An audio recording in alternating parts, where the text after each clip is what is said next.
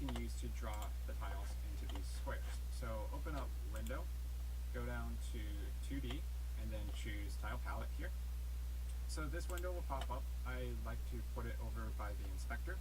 So as a different tab you can switch between, you can just drag and drop your windows. And we need to create a palette from the artwork. So let's open the artwork and make sure the settings is correct first. So art, Mystic Woods, let's go to the tile sets, and let's start with these plains tiles. So I'm going to go back to the inspector in the top right. I'm going to change sprite mode to multiple, filter mode point, compression none, and apply. And now let's edit this sprite. So let's slice it, and this time I'm going to do grid by cell size. I'm going to try 16 by 16 since I think that's the size of these sprites, and as far as I can tell that is correct. So I'm going to slice now, and just like before, areas where you don't have any information are going to be ignored. So let's apply the slicing here, and now we have the individual tiles, but we need to put those on the palette so that we can actually use them. So in the top right tile palette editor, click on new palette, and I am just going to call this Mystic Woods because I will bring multiple of these images into the same palette to use to draw from. And then let's click on create. Okay, don't think we need to change anything else there. So this is going to default creating the palette into the folder where the art asset is into. So I am actually okay with putting it in here, so I'll click choose. So here is our tile palette prefab. The next thing that's going to be happening is creating a bunch of tiles that exist within this tile palette. So I want to put those into a separate folder because this is a lot of tiles and I don't want them to flood this folder. So I'm going to right click and create a new folder. I will call this tiles. And now to create the tiles, let's drag the planes image into the tile palette on the right. You can place it anywhere. And if you use middle mouse, scroll out, you can see a little better the grid that you're putting it all on. And let's let go. And now it's going to generate tiles into a folder. So I'm going to choose this tiles folder, choose, and just give it a second to create the tile assets for all of those tiles. So now if we click into here, we can see the tiles assets. But what we really care about is the tile palette that exists over here in this window. So now you can click on any of these tiles and use it to start drawing on your tile map. So if we look at here, you can see that we are missing the grass tile. So I'm also going to grab the grass, the fences, the decor 16 by 16, but maybe not the 8 by 8. Since this is a 16 by 16 tile palette, I might want this on its own separate palette. But let's grab these three after changing the import settings and put them into the tile palette. So I'm going to click on grass. Or actually, really, if we want to save time, let's select all three of these. So I'm going to left click on grass, hold shift down, click on fences and decor, and now we can change the settings for all of these at once. So let's change filter mode to point, compression to none, and I'll choose sprite mode to multiple, though for the grass that should technically be single. So I'm going to hit apply here, and now I'll click on grass and change that back to single as well. So because this is a single tile, we just need to go to the tile palette and put this in somewhere. So I'll put this right here, and let's save this grass tile into the tiles folder. Next, let's click on fences, go to inspector, and let's slice right here. So I'm going to go to slice, let's do 16 by 16 again, hit apply. So now we have individual squares for each of those tiles. Let's click on decor 16 by 16, and let's slice this as well. Okay, as you can see, only the top and the bottom actually have information here, so those are the tiles we're going to get. Okay, now let's click on tile palette. Let's bring the fence in anywhere that is blank, so I'll put that in there, save the tiles into the tiles folder. So now let's take the fences image and bring all the tiles over here to the Mystic Woods tile palette, drag them in there. Okay, and let's go ahead and, okay, tile sets, I'm going to choose this tiles folder. So you might have to go back and then back in, but choose the folder, generate the assets. Okay, we can see them all pop in here. And now to finish things off, let's take the decor 16 by 16 and let's pop it in right over here to the right, and then choose the tiles folder to generate the tiles. So now we have all of the ground art assets that we're going to need inside of this. So we can basically start drawing our grid. So I'm just going to start with the grass tile. So I'm going to click on the grass tile.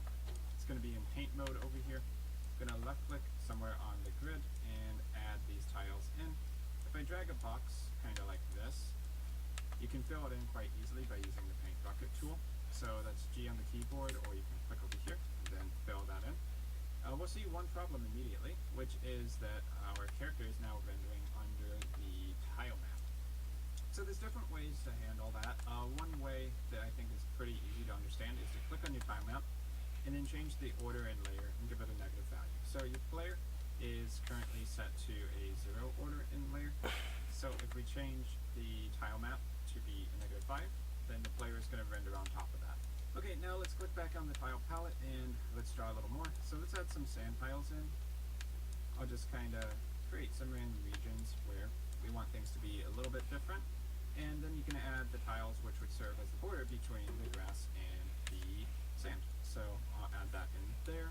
So let's start with the easy ones, like up here at the top, and then these tiles. Let's also add in the corner. Okay, the corner will go here, and then this is a top piece. Then we can go down here.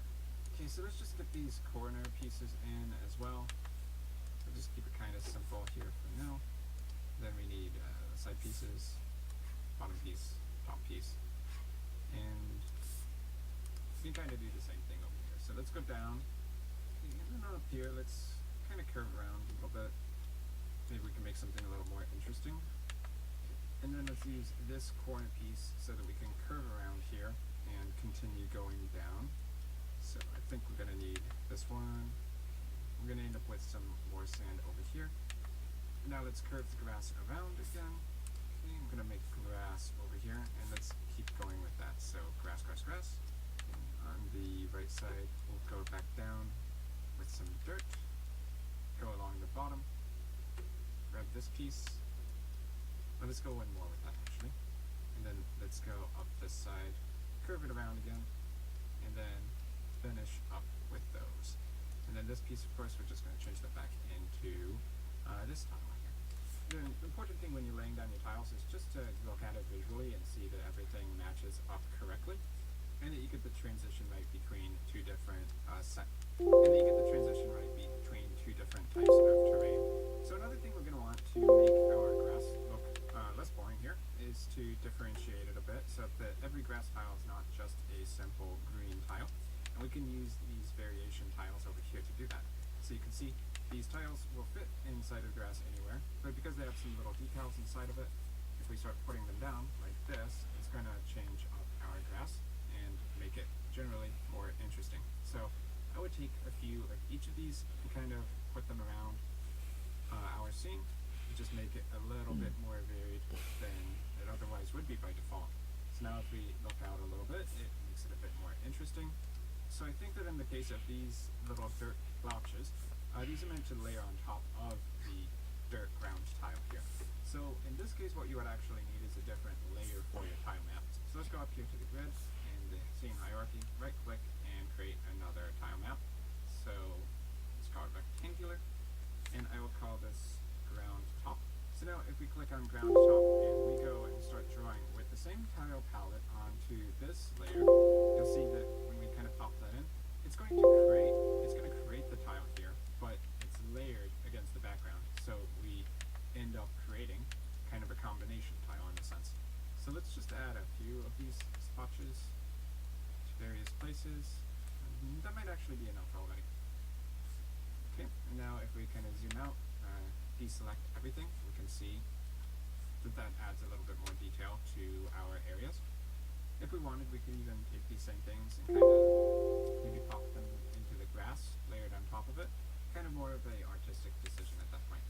So this ground top layer, we are going to want to make it above the base tile map, which I'm going to rename to ground right now, but we don't want it to be above the player. So if we put a decal right there on ground top, we don't want the player to render on top of that. So once again, I'm going to take ground top, I'm going to give it a value of, let's say, -3 in the sorting layer, so that if we put anything like right here, that the player is going to render on top of this ground spot. Okay, now let's create another layer so that we can add some fence into our scene. So I'm going to go to the grid, right click, do 2D tile map, rectangular, and I will call this collision objects, I guess. Let's go to the inspector, and let's add a tile map collider here. So tile map collider 2D. So what this will do is automatically generate collision shapes around any of the tiles placed on this map. So I'm not actually 100% sure for the fences whether we want that to be above or below the player. Let's go ahead and change the tile palette, and let's take some fence tiles and just add them into the scene. So I'm going to grab these three all at once by left click holding and dragging across to get these three tiles and place them on the collision objects layer. We can also add in a random stumpy post into there, and then I guess I will take the bottom left hand corner and let's add another fence here as well. So this first piece is going to kind of face upwards, so I'll take these other pieces and go to the right, and this piece to extend that one that faces up as well, so that we have a corner fence, and let's cap it off with those end pieces, like so. Okay, the next thing we want to be able to do is to make it so that when we actually hit play on our game, that our player can move. So now let's add in the new Unity import system package.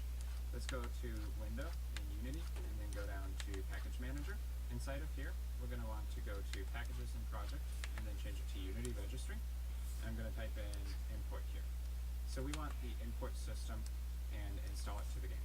So the new import system replaces the old default one. So if you're okay with doing that, just go ahead and hit yes. It disables it, so you can always go back. The idea is that the code between default Unity and the import system is going to look different. So once you start writing for one, you would have to adjust the code for it to work for the other. So if we go to player here, we can now add a component to the player, which is going to be, let's see, import, and then player import. So first off, let's take this gizmo and shrink it way down. So I think you click over here for that, and this changes the icon size to be something way smaller than that. You can also see this plus sign to the component we just added. Because I added it onto the instanced game object, not the original prefab, it doesn't exist on the prefab. So if I click on the prefab and I'll inspect, you can see it does not have that component. But once you've added it to one, you can apply it to the prefab as well by clicking on these three dots and doing component and then doing apply to prefab player. That also works if you change a setting like the scale and you want it to apply to the prefab as well. You can just right click on it usually. Let's mess with the scale and then right click and you do apply to prefab. So I'm going to change that back to 1. Okay, so our player has this player import component, which is how the player game object is going to receive the import events such as keyboard, controller, whatever have you, for controlling the character. But in order for things to happen for the game character, we have to create a bunch of actions that will take that keyboard import and turn it into something that actually happens on the player. So you can do that by clicking on this Create Actions button. So let's do that. So we're going to have this import actions asset. So I'll call it something practical, player import actions. I'm going to actually save this in the characters folder. So I'm going to click down here to expand the folders. Let's do characters and then player, and we'll just save it straight into here. So now it's going to pop open the asset, and you can see it has 3 default actions. Move, which has multiple types of input that it can work with. So if you plugged in a gamepad, like an Xbox controller, you'd be able to use the left stick to move around, or a WASD on the keyboard. So for right now, we're not really going to be messing with this, but just know that this is how you take the import on your keyboard and you turn it into actions with these key bindings. So let's close that out. The behavior I'm going to use is send messages by default, which means that in order for the script to do something, we need to implement these functions down below. So you can see on move here, on look, on fire. So we just need to make on move in order to make our character move. So let's add a new component. This is going to be our custom script. So add component, going to type in the name that we want to give the script here. So I like to go with player controller, and then you click on the new script link, and we'll create and add this. So this will be a new C# script, and you can open it up either in Visual Studio, or I like to use Visual Studio Code since it's a more lightweight editor.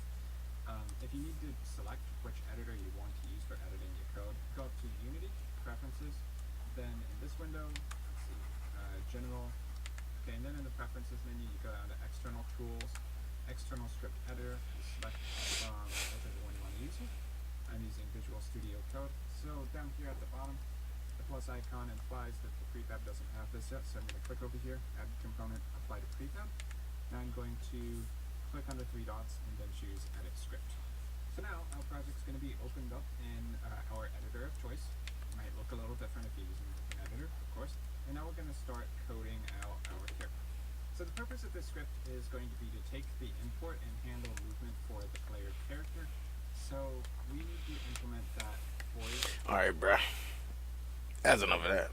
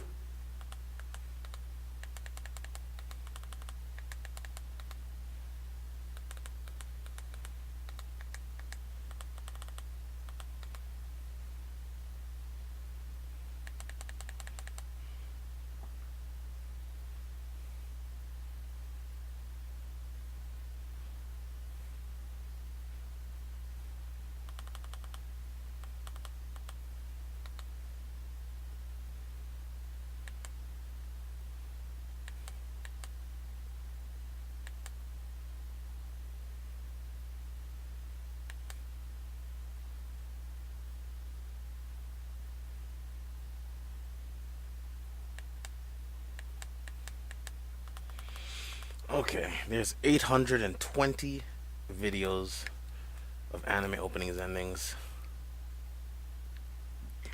Let's go. As a society, we value being proactive. My boy. Sunscreen. Your teeth are no different. Pronamel Active Shield. Nothing beats an Eggo thick and fluffy waffle. Belgian style waffles. Oh, so delicious.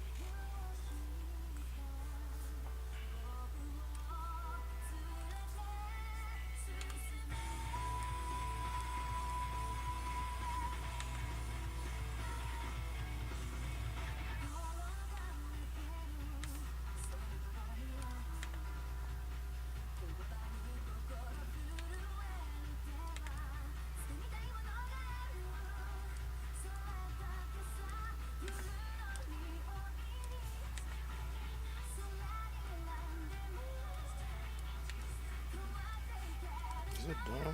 It's kind of long.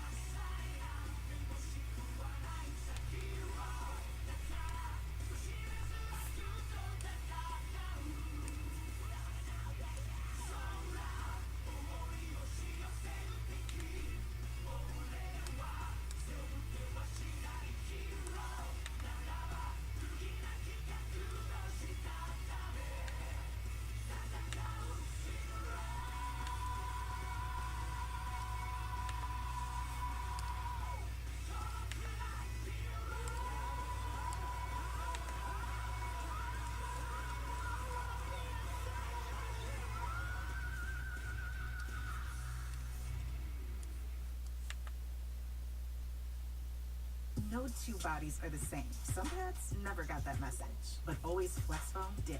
It protects against different flows because Flex Foam absorbs more, and it flexes to fit all bodies for up to zero feel. Feel it yourself with Always Flex Foam. Big retailers don't want you to have this zoom lens, but there's nothing they can do to stop it. So there's this new super powerful monocular, and it's got the zoom.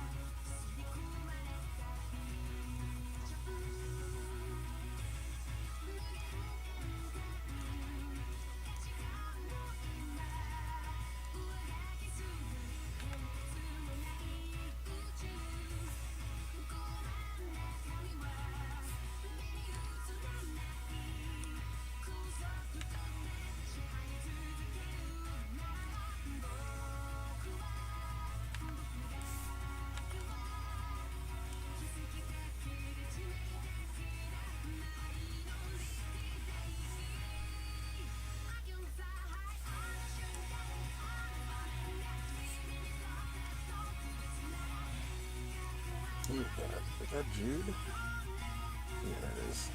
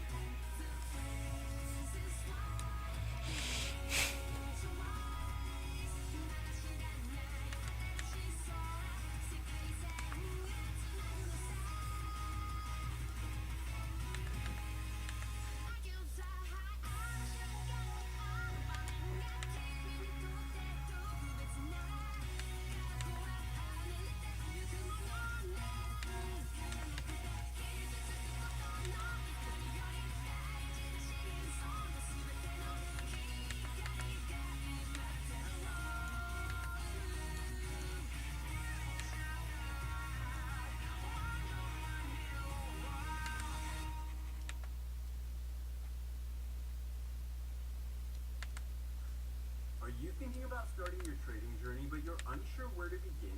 3 years ago, I was in the exact same spot, but then I discovered Weebly. I got started with Weebly.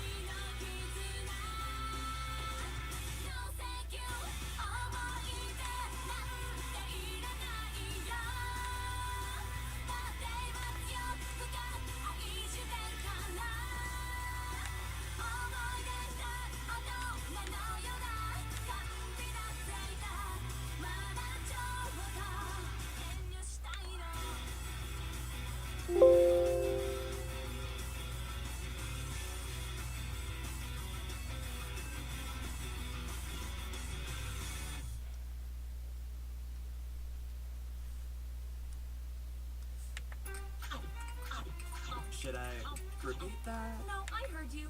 I was simply distracted by my parfait. Right.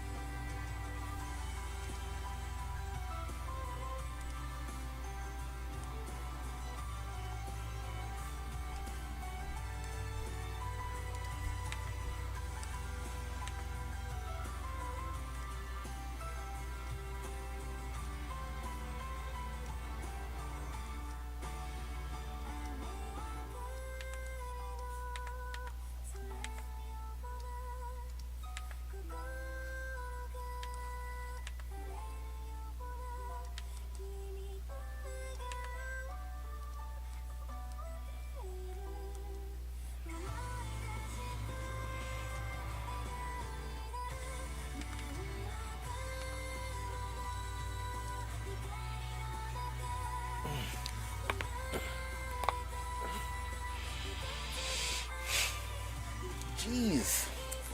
It's taking a minute to get to this one dang page. John Star.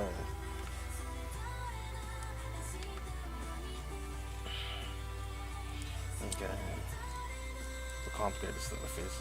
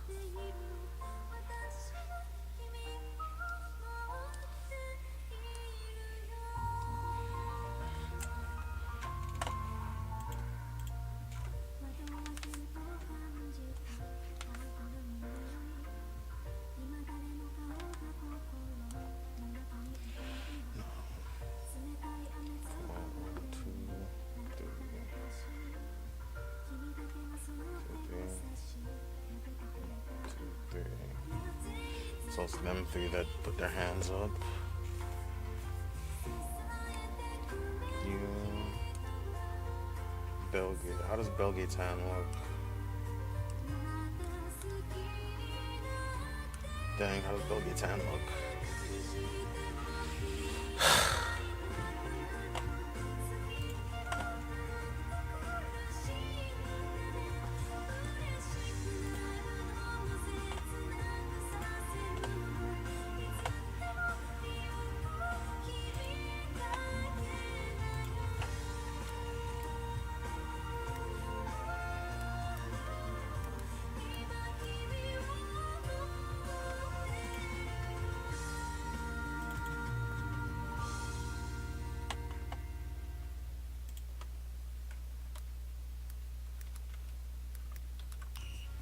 Don't miss a moment of the action.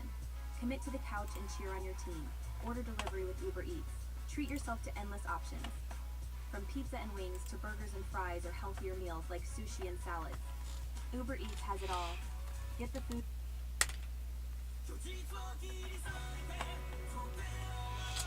I'm not gonna lie. This anime playlist is dookie, buddy. It's not giving me none of the real anime openings, man. All these new anime openings are dirt.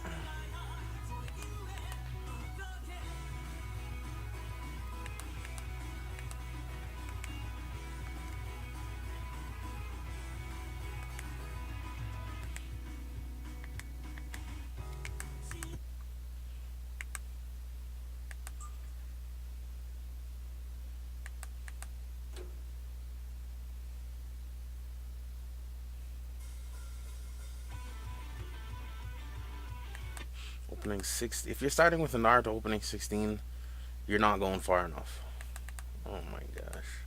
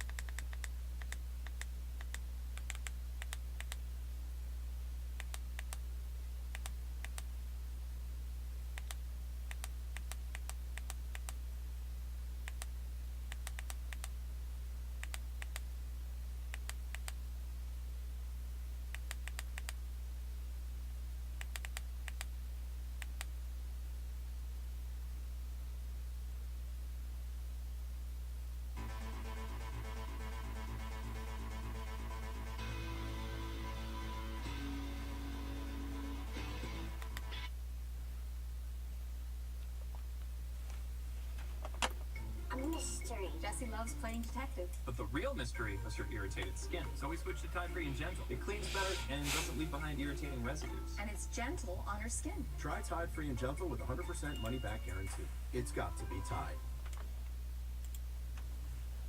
We're about to see if these two antiperspirants can stand up to the heat. That's it.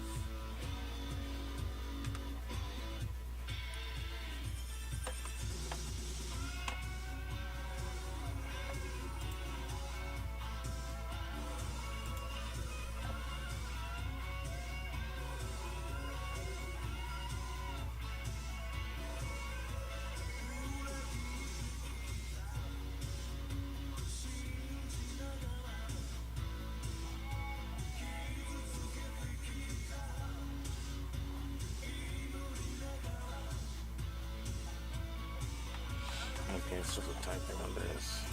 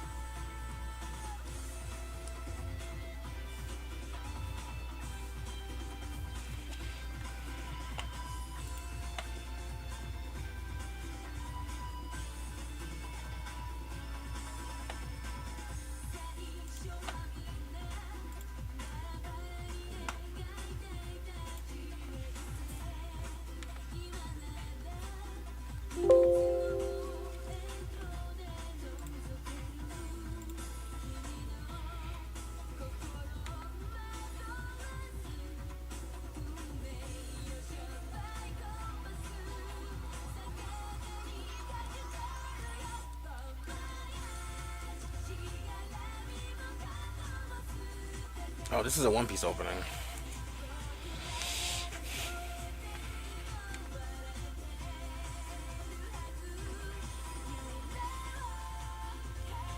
Should I do the back of the hand or the front? We'll do the back of the hand.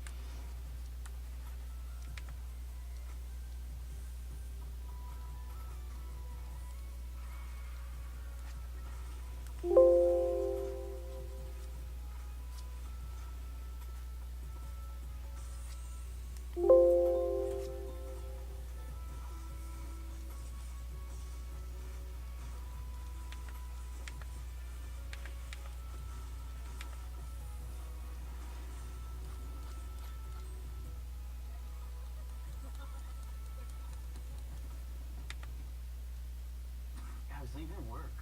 Out of nowhere, this beautiful beam of light shined towards me. It was huge inside, full of futuristic technology.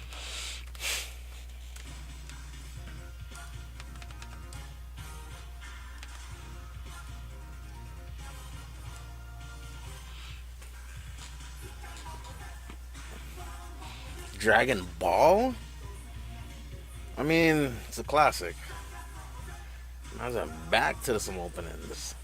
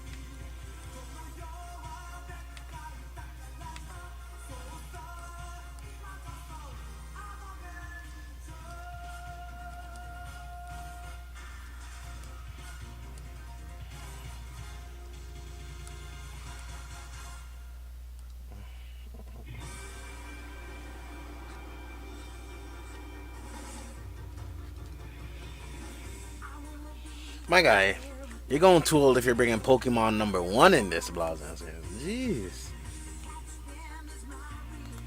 Come on. Give me some anime openings, bro. So what's the verdict? Gorgeous.